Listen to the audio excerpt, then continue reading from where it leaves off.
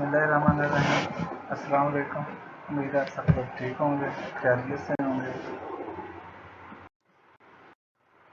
तो हम lecture start करने से पहले ये आप अपना होमवर्क समझ लीजिए कि हम जो कुछ भी पढ़ रहे हैं ये आपने अपने ना सिर्फ याद करना है बल्कि इसे अपनी नीट कॉपियों पर जो है वो नोट भी करना है।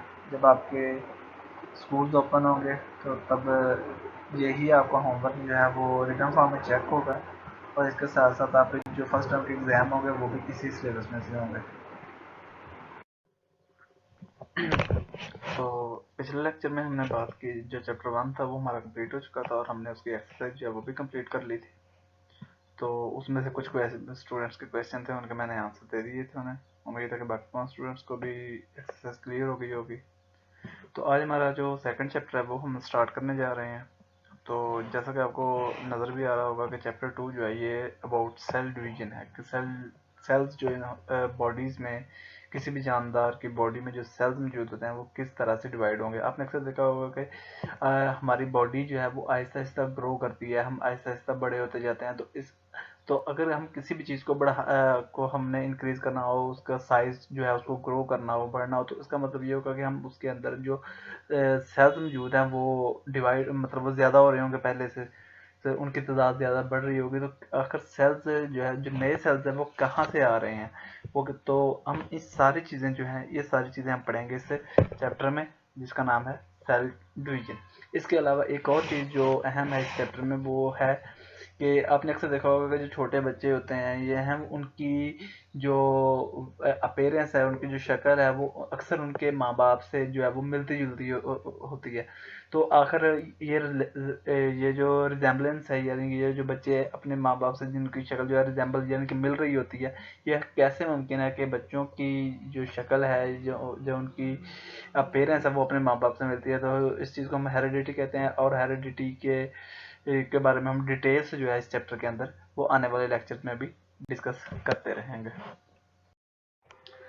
तो बेटा आज का लेक्चर हमारे पास Watson and Crick model of DNA के, हमारे पास जो डीएनए है उसका मॉडल कैसा है। तो ये दो साइंटिस्ट थे, वाटसन एंड क्रिक, उन दोनों ने एक मॉडल पेश किया था।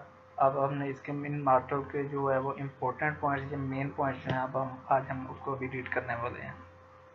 तो वाटसन एंड क्रिक ने ये कहा था कि असल में हमारे पास जो डीएनए होता है उसके 4 मेजर कंपोनेंट्स हैं, 4 मेजर यूनिट्स हैं जिससे मिलके वो बनता है। तो इसको रीड करते हैं, उनके नाम कौन कौन से हैं और मज़ीद डिटेल में भी हम जो है वो बात करते हैं। पहले इसको रीड कर लें। Each DNA molecule is made up of thousand small units called nucleotides। कि हमारे पास जो है कोई भी डीएनए जो है वो जो है थाउजेंड्स ऑफ के हज़ारों न्यूक्लियोटाइड्स से आप कह लें कि एक छोटा यूनिट है।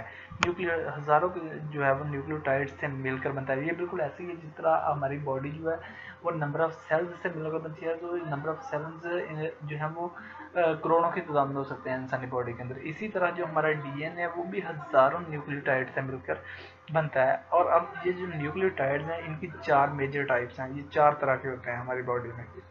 These are 4 types of nucleotide in DNA के अंदर 4 तरह के न्यूक्लियोटाइड्स होते हैं। These are adenine nucleotides. Adenine आगे आप देख रहे होंगे कि ब्रैकेट में ए लिखा हुआ, जिनके हम एडेनिन न्यूक्लियोटाइड को हम ए से डिनोट करते हैं। सेकंड थायामीन, ये वर्ड आप ध्यान से इसको ऐसे ही बोलना है, थायामीन न्यूक्लियोटाइड, और थायामीन को हम कैपिटल टी से डिनोट करेंगे। और साइटोसिन को हम सी से डिनोट करेंगे, साइटोसिन न्यूक्लियोटाइड। एंड गायानिन को हम जी से डिनोट करेंगे, गायानिन न्यूक्लियोटाइड्स। क्योंकि हमारे पास 4 तरह के न्यूक्लियोटाइड्स हैं, एडेनिन, थायामीन, साइटोसिन एंड गायानिन। अगर आप पिक्चर में देखें, पिक्चर नंबर 2.4 में, इसमें आप देख रहे होंगे कि एक लेडर की शक्ल का हमारे पास एक जो है वो डीएनए है। डीएनए के अंदर आप देखें कि हमारे पास कुछ ग्रीन है, कुछ जो है वो रेड कलर के, कुछ ब्लू कलर के, और कुछ जो है ये क्या कहते हैं इसको, ये जो जामुनी सा कलर है। तो ये तमाम कलर जो आप देखें कि इसके अंदर जो ग्रीन कलर जो डिनोट करता है वो एडेनिन को कर रहा है, उसके बाद थायामीन को, ऑरेंज साइटोसिन को, और जो ब्लू वाला है वो कर रहा है हमारे पास गायनिन को। और अगर आप इसको ज़रा ध्यान से देखें तो इसके अंदर हर एक जो है वो लेदर, जिसको अभी मैं कह रहा था कि एक लेडर की शक्ल का, यानी कि ये जो हमारे पास डीएनए के अंदर के जो हिस्से हैं ये हमारे पास पेयर्स की सूरत में है। और ये दोनों पेयर्स जो हैं ये मिल के जो है वो डीएनए को सारे के सारे डीएनए को जो अपनी रेपिटेशन से जो है वो कंप्लीट कर रहे हैं। तो ये था हमारे पास Watson and Crick model. Repeat कर देता हूँ कि वाटसन और क्रिक मॉडल ने ये कहा था कि हमारा जो डीएनए है वो हज़ारों तरह के वो कई हज़ारों के तादाद में मिलकर जो न्यूक्लियोटाइड्स मिलकर जो है वो एक डीएनए को प्रोड्यूस करते हैं। और जो न्यूक्लियोटाइड्स की जो मेजर टाइप्स हैं वो हमारे पास 4 हैं: adenine, thymine, cytosine and guanine. तो ये था हमारे पास Watson and Crick model of DNA. Next आ जाता है हमारे पास inheritable and non inheritable characters के। हेरिटेबल करेक्टरिस्टिक्स क्या होती हैं और नॉन इनहेरिटेबल करेक्टरिस्टिक्स कौन सी होती हैं। जस्ट वैसे मैं सिंपली आपको पहले बता देता हूँ, उसके बाद हम इसको रीड करेंगे। इनहेरिटेबल करेक्टरिस्टिक्स वो वाली करेक्टरिस्टिक्स होती हैं जो कि हमारे पेरेंट्स से जो है वो ऑफ स्प्रिंग जिनके बच्चों के अंदर जो है वो ट्रांसफ़र होंगी। हम उन करेक्टरिस्टिक्स को कहेंगे these characteristics are inheritable characteristics. और ऐसी करेक्टरिस्टिक्स जो कि हमारे पेरेंट्स से हम में ट्रांसफ़र ना हो बल्कि वो किसी जो है वो जीन्स की ख़राबी की वजह से या फिर कोई डिज़ीज़ की वजह से जो हमारी बॉडी के अंदर प्रोड्यूस हो जाएं, तो उन करेक्टरिस्टिक्स को हम कहते हैं कि these are non inheritable characteristics. एक बार रीड कर लेते हैं।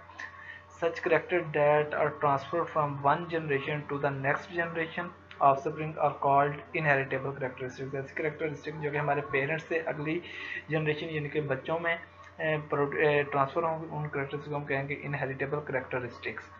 Inheritable characters are controlled by genes, यानी कि हम ये जो इनहेरिटेबल करेक्टर्स हैं ये जीन्स के ज़रिए जो है वो कंट्रोल किए जाते हैं।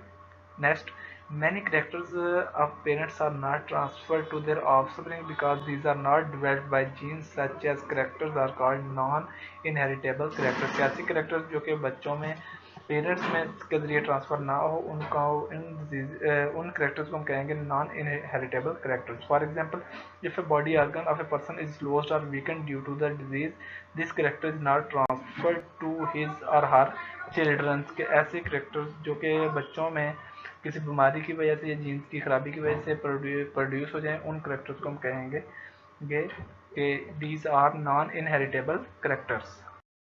ओके जी, तो नेक्स्ट हमारे पास एग्जांपल्स ऑफ इनहेरिटेबल करेक्टर्स के। ऐसे करेक्टर्स जो कि हमारे पेरेंट्स से ऑफस्प्रिंग बच्चों में मुंतकिल होंगी, उनकी एग्जांपल्स कौन कौन सी हैं। सबसे पहले आ जाती है हमारे पास आई कलर के, आंखों का रंग जो है। तो हमें पता है कि अगर ये इनहेरिटेबल करेक्टर है मतलब इसको जो आंखों का रंग है ये कंट्रोल होगा जीन्स के ज़रिए, पेयर ऑफ जीन्स के ज़रिए। तो पेयर ऑफ जीन्स जो हैं ये असल में क्या करते हैं, प्रोडक्शन ऑफ ब्राउन, हमारी आंखों के अंदर कुछ ब्राउन पिगमेंट्स होते हैं जो कि जीन्स कंट्रोल करते हैं। इनकी तादाद कम या ज़्यादा होने की वजह से हमारी आंखों का जो रंग है वो भी चेंज होता है। इसे रीड करते हैं। The color of eyes in an organism is controlled by pair of genes, thus it is an inheritable character। कि हमारी आंखों का रंग जो पेयर ऑफ जीन्स के जरिए कंट्रोल किया जाता है, इसलिए ये इनहेरिटेबल करेक्टर है। The jeans control the production of brown pigments, और ये जीन्स करते क्या हैं, ब्राउन पिगमेंट्स जो हैं उनकी प्रोडक्शन को कंट्रोल करते हैं in an iris of the eye, के आंखों के आइरिस के अंदर। If the genes work and produce more pigment, अगर जीन्स जो है वो काम करें और ज़्यादा पिगमेंट प्रोड्यूस कर दें, देन आइज आर ब्लैक, तो इसका मतलब होगा कि हमारी आंखें जो होंगी वो ब्लैक कलर की होंगी। Production of very less pigments result light brown eye, और अगर हमारे पास जो है वो बहुत कम मिकदार में पिगमेंट्स प्रोड्यूस करें तो हमारी आंखों का रंग लाइट ब्राउन होगा। इसी तरह ब्लू, ग्रीन और hazel eye colours are develop due to the production of brown pigments in different amount. इसी तरह डिफरेंट अमाउंट में अगर ये पिगमेंट्स प्रोड्यूस होंगे तो हमारी आंखों का रंग जो है वो ग्रीन और ब्लू और हेजल वगैरह जो है ये भी प्रोड्यूस हो सकता है। नेक्स्ट एग्जाम्पल पे चलते हैं। तो नेक्स्ट एग्जाम्पल हमारे पास अटैच्ड और डिटैच्ड एयर लूब्स, कि हमारी आंखों की जो एयर लूब्स हैं ये कुछ लोगों के आप देखोगे ये बिल्कुल कानों के साथ अटैच होते हैं, जैसे कि आपको फिगर नंबर 2.6 में नज़र आ रहा होगा, और कुछ की जो है ये फ्री होती हैं यानी कि कानों के साथ। ये असल में हमारी बॉडी के अंदर एक जीन्स होता है जो कि अगर प्रेजेंट हो तो वो वर्क करता है, और ये एक एयर लूब जो है ये डी अटैच यानी कि अलहदा हो जाती है, और अगर वो प्रेजेंट ना हो तो फिर ये उसके साथ जो है बिल्कुल बॉडी के साथ, कान के साथ जो है वो बिल्कुल है उससे अलहदा नहीं होता, अटैच्ड ही रहता है। इसको रीड करते हैं। In some people the ear lobes are attached with the sides of the face while other free ear lobes. जैसा कि आपको फिगर नंबर 2.6 में नजर आ रहा है। The character is also controlled by the gene, और ये चीज़ भी जीन्स के जरिए कंट्रोल होती है। When the said genes work, और जब ये जीन्स मौजूद होता है, the ear lobes having freely detached ear lobe, जब ये काम करता है तो हमारे पास जो है वो फ्री हो जाती है, तो वो बॉडी के साथ अटैच नहीं होती। Some people do not have this gene, कुछ लोगों के अंदर ये जीन नहीं होता। They are ear lobes attached with the sides of the face, और इन लोगों की जो वो जीन्स ना होने की वजह से जो एयर लूब्स हैं वो फेस के साथ ही अटैच्ड रहती हैं। तो ये था हमारा आज तक का लेक्चर। अगर आपका कोई भी क्वेश्चन हो तो आप मुझसे रब्ता कर सकते हैं विदाउट एनी हेजिटेशन। उम्मीद है आपको इससे कुछ सीखने को मिलेगा। अल्लाह हाफिज़।